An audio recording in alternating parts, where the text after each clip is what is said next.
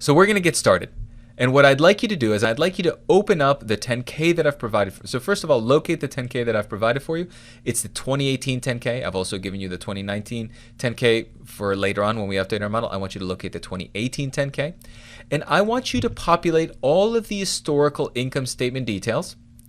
I want you to also recognize a few things here. When you get to, and I'll kind of preface, if you go down to the financial statements, first of all, you have to locate them. They're right here on page 38 of the document. Remember, Control-Shift-N takes you to a specific page number. So Control-Shift-N 41. This is the 41 of the reader, whereas this is the page number of the document. They don't necessarily align. So 41 is where you want to go. And what you want to do is you're going to identify the income statement, and a couple of things that I want you to just be aware of right from the get-go. First is we want our model data from left to right. They, unfortunately, and this is all companies do this, all public companies, they go from right to left. Data entry is going to be a pain in the butt. I'll give you one hint.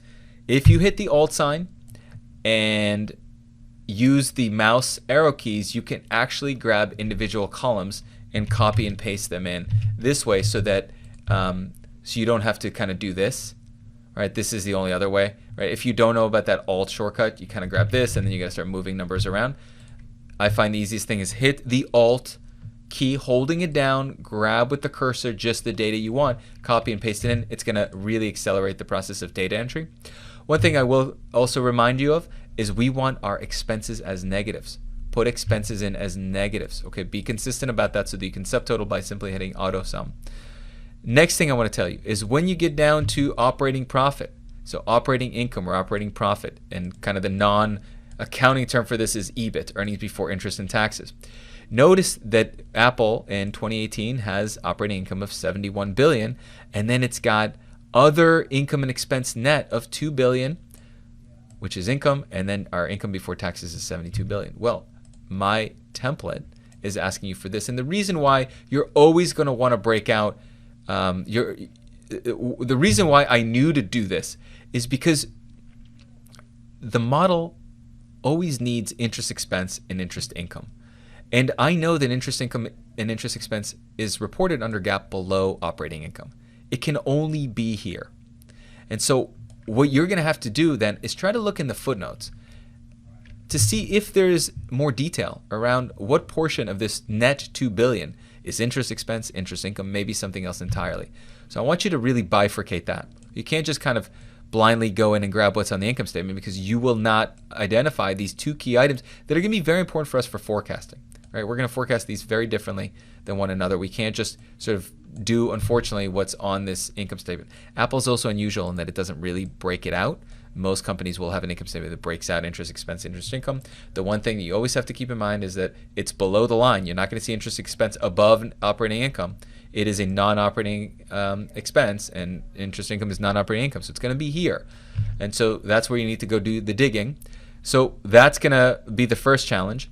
The next thing is, even though Apple does not report EBITDA, and even though it's a non-GAAP measure of profit, it is a metric that most analysts really care about. And so we always want to be tracking not just historical EBITDA, but also forecast EBITDA. So I want you to go and find, and I've given you some clues here in my comment section, where can I find depreciation, amortization, and another non-cash item that, in the income statement, it's buried in gross cost of sales, it's buried within research and development. These are expenses, D&A and stock-based compensation, that are kind of lumped in here, right? So in this $16 billion, there's a whole bunch of stock-based compensation, there's a whole bunch of D&A. In here, there's a whole bunch of stock-based compensation, a whole bunch of D&A. These are non-cash expenses that, because they factor in under GAAP as total operating expenses, they have lowered my operating income by the amount of depreciation expense, by the amount of stock-based compensation. But if I'm trying to figure out what is EBITDA, well, I want to add those back. Well, the cash flow statement is where you can find those. Okay. Once you're done, you're going to be able to calculate growth rates and margins. Okay, for all the historical work. And here, in case you're confused, I've given you the formula for what that should look like. When you are done, turn to the balance sheet and do the same thing. Right. So the next schedule down below, a couple of schedules down, is the balance sheet. One thing I will tell you about the balance sheet is that I've aggregated certain line items that I think from an analytical perspective should really go together. And so Apple has $25 billion worth of cash, but some of you might be scratching your heads. I thought Apple had way more cash than that. I've heard in the news that Apple's got hordes and hordes of cash, and you'd be correct, except that under GAAP, it categorizes its cash as 25 billion, but then 40 billion of it that's like really marketable securities. It's money that they're basically holding in highly liquid securities. Think of a CD, or think of like U.S. Treasuries, liquid short-term U.S. Treasuries. It's their cash. They call it cash colloquially. It's just that it's earning a little bit of interest, so it's categorized as marketable securities. Also notice that some of their cash is sitting in securities that have a duration of more than 1 year. So purely from an accounting perspective, you got to recognize this. In addition, 170 billion they've got down below. Whereas if you actually look at what the nature of these marketable securities are, I'm going to show you just so you kind of understand. It becomes clear that these are highly liquid U.S. Treasury securities. So they're level 1. These are super highly liquid. But then you've got, these are also really highly liquid U.S. Treasury securities. You can sell these at any moment.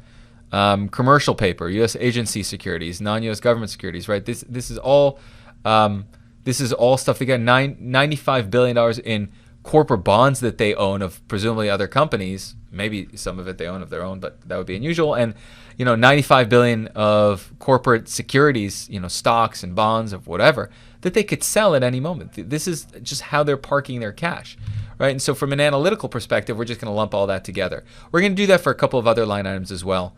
And so, for example, other current assets, they've got a line called, it's a form of receivable. It's not accounts receivable. It's like non-trade related receivables. We're going to lump into other non-current assets. So just follow that guidance, and then we'll talk about it when you're done. Give that a shot. When you're done with the balance sheet, make sure that your balance checks, right? That it still hits zero. Your assets should equal liabilities and equity. If not, you made a mistake somewhere. And then lastly, I want you to go and find throughout the 10K, this is a bit of a scavenger hunt, additional data that's going to be used for us, we're going to use as we build our model, specifically capital expenditures, depreciation, amortization that's related to property, plant, equipment, dividends, repurchases, the weighted average interest rate on commercial paper, the weighted average interest rate on cash that Apple receives. I've given you the location. I want you to find it, and I want you to put it in here. And then we'll talk about it, and obviously as we need it, for forecasting purposes, it'll be clear why we needed it. So go ahead, give that a shot. When you're ready, move on to the next video, and I'll walk you through how I did this.